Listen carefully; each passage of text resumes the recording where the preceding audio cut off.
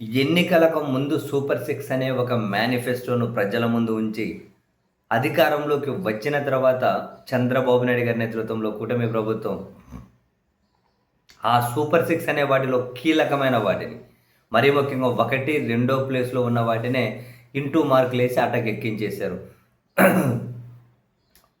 18 ఏళ్ళు నిండిన ప్రతి మహిళకు నెలకు 1500 ఇస్తాము అన్నది అందులో మరీ కీలకమైనటువంటి హామీ. దాని ఊసు కూడా లేదు.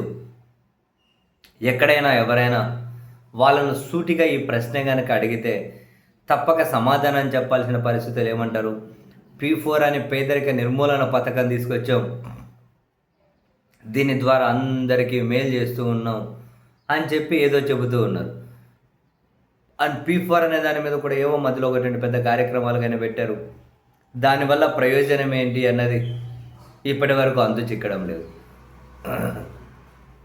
అదే అంశం మీద తాజాగా వైఎస్ఆర్ కాంగ్రెస్ పార్టీ సీనియర్ నేత బొత్స సత్యనారాయణ గారు ముఖ్యమంత్రి చంద్రబాబు నాయుడు గారికి నేరుగా సూటిగానే ఒక ఛాలెంజ్ ఇసిరారు. ఏమని? రాష్ట్రంలో ఏ నియోజకవర్గమైనా తీసుకోండి, ఏ మండలమైనా, ఏ గ్రామమైనా, ఏ వార్డ్ అయినా తీసుకొని P4 అని చెప్పి చెబుతూ ఉన్నారు కదా, ఎంతమందిని సెలెక్ట్ చేశారు ఆ పథకం కింద?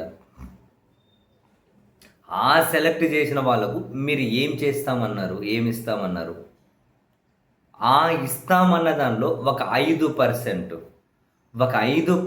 అయినా మేము ఇచ్చాము అని కనుక మీరు చూపెడితే మీడియా ముందు నేను బోడిగుండు చేయించుకుంటాను అన్నారు. చాలా సూటిగా స్పష్టంగా విసిరినటువంటి ఛాలెంజ్.